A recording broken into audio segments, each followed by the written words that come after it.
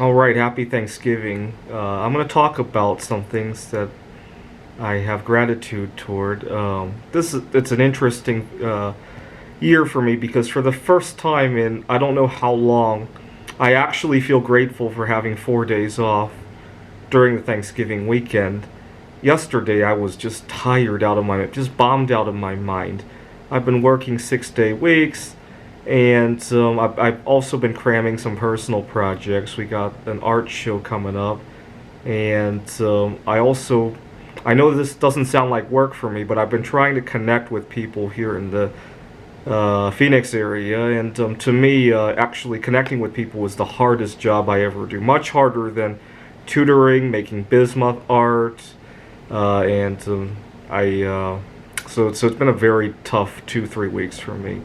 And to top it off, I was trying to negotiate getting a Saturday off, and then I looked at my students and I realized I couldn't. I really love them. In the ideal world, I could continue to work with them, but then take a 2-day weekend. Right? I talked about this in other videos. But you know what? I'm also grateful that the week is 7 days and not 6 or 5 or even fewer. Right? That's good. We'll work on the rescheduling some other time then.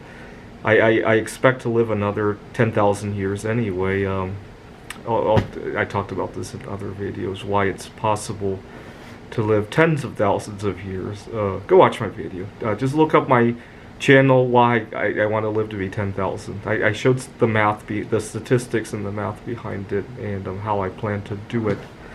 But I'm grateful for 10,000 years. Actually, early on in the pandemic, when we heard about how many people were going to die, I wasn't too worried about that actually, because I realized that before technology, we only lived to be 25. I've already outlived what humans are supposed to live because we were allowed to open, right? So if we're going to close the economy in order to save a few people, it didn't add to me in my mind. But a lot of people forget that. They feel ungrateful that they've already lived longer than what humans in the wild live because they get to live in captivity, right? A lot of people forget that, right? I'm grateful that I have a healthy relationship with food. A lot of the work that I'm doing right now never would have went years ago because of my problems with binge eating attacks. You know what? And the bismuth art that I'm pouring would not go very well if I continue to have binge eating attacks. I don't want to be eating around when I have all sorts of stuff on my hands. I mean, yes, I did show myself eat bismuth, but it looks disgusting. Or your hands are covered with bismuth powder, and then you're eating a sandwich. Not to mention you might burn yourself. And so I'm glad I'm no longer dealing with that.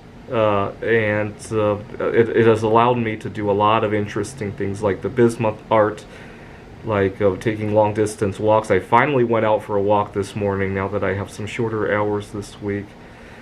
I'm grateful that I've been able to control my masturbating. I know I have relapsed. I was trying to do NoFap.